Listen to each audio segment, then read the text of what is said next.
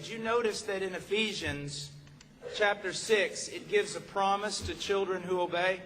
That it may be well with you and that you may live a long life on the earth. I used to work with street people when I was in seminary, and I even lived with them for a while. And one day, me and a friend just started talking to many of the street people with one question. What was your relationship with your parents?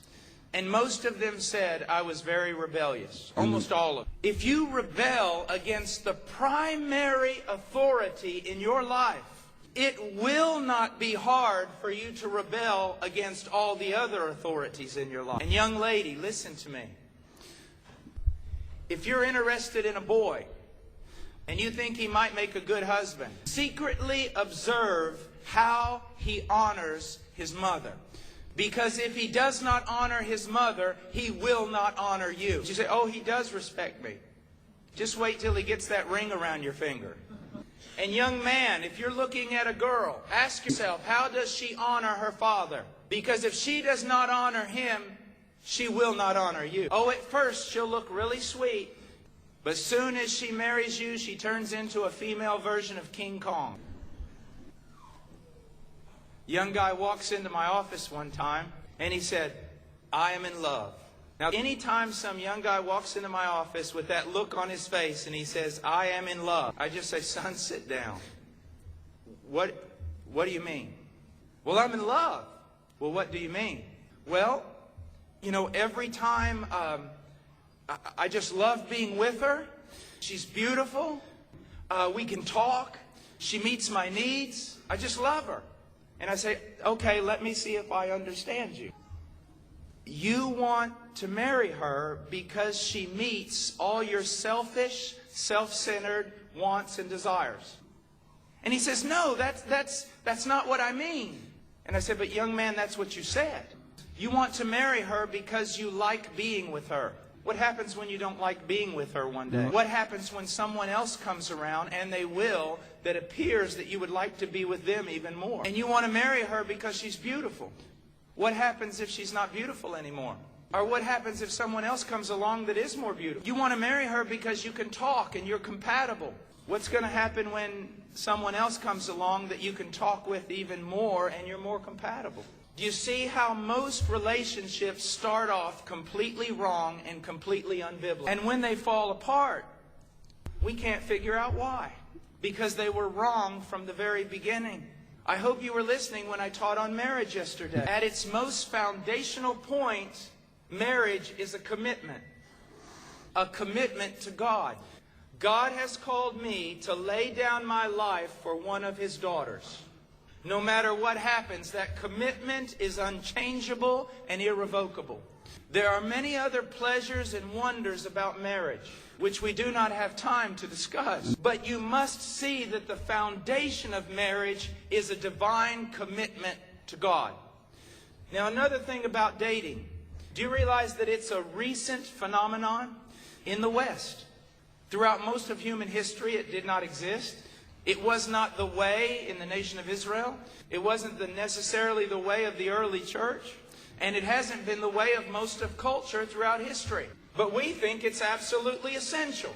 If you don't date around a whole bunch of people, how are you going to know who you should marry? God created Eve and brought her to Adam. He didn't bring like 4 different girls and say, okay, Adam, it's multiple choice. Or try this model for a while. And when you don't like the yellow car, try the red one. But that's the way most Christians deal with their relationships.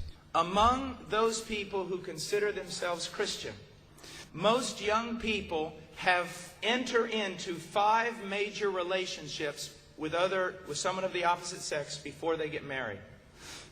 Even if they have not been physically involved, those relationships have bound those hearts together.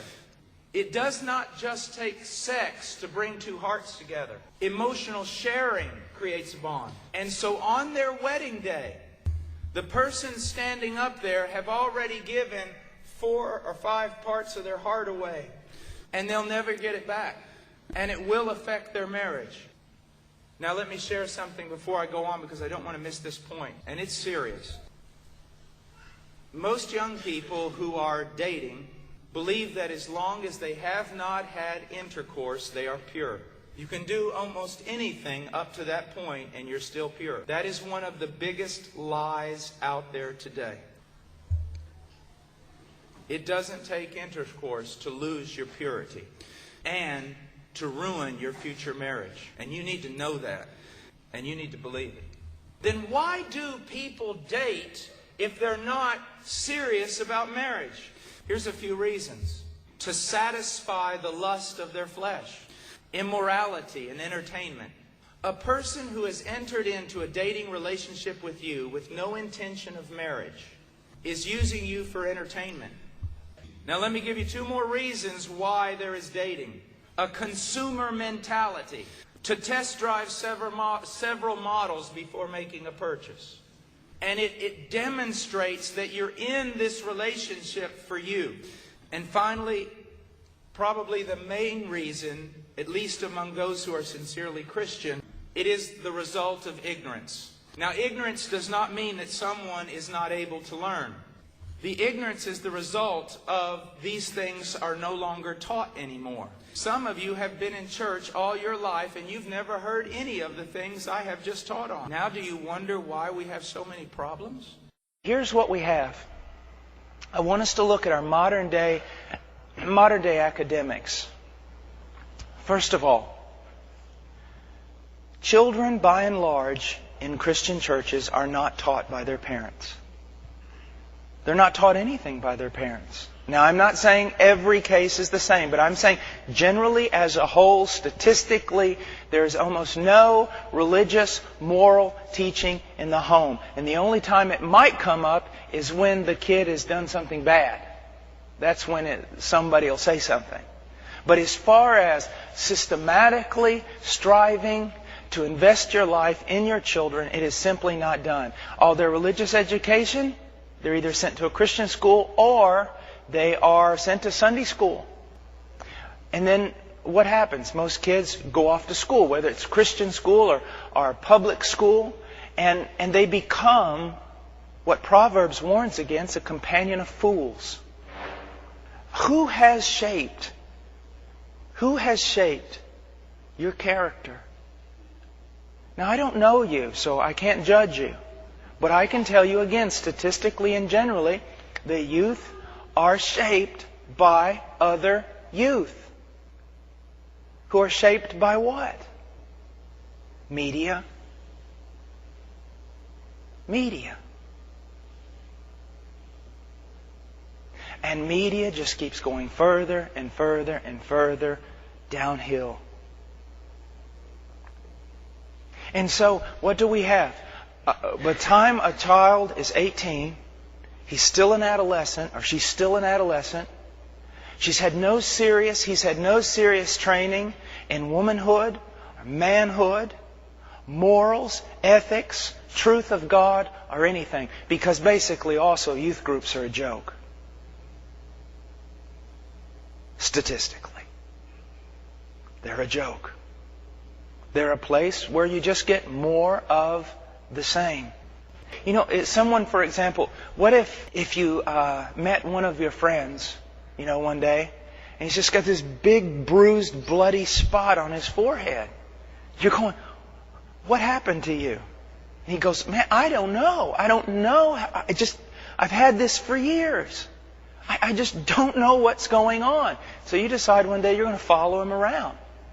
And every time he comes to a telephone pole downtown, he beats his head 10 times against it, as hard as he can. And you walk up to him and go, hey, look, this is no mystery. Let me fill you in on why this is happening to you. You can say the same thing for Christianity today in America. Why is our family so messed up? Why is my life so messed up? Why don't I have peace? Why don't these relationships work? Why do I feel so empty? What? Okay. Isaiah chapter 1, there's not a sound part of you from your head to your foot. And the thing is Christianity is more than grabbing a hold of just some general creed. Jumping through a few evangelical hoops of saying, yes, I'm a sinner, yes, I believe in Jesus, and praying a prayer. It is being soundly and truly converted. Do you know that you have been? And then, it is not just staying in this babe-like form. If you are a Christian, you can't stay in a babe-like form, because He who began a good work in you will finish it. And so we go into Scripture, and we look at history, and we begin to see what's going on.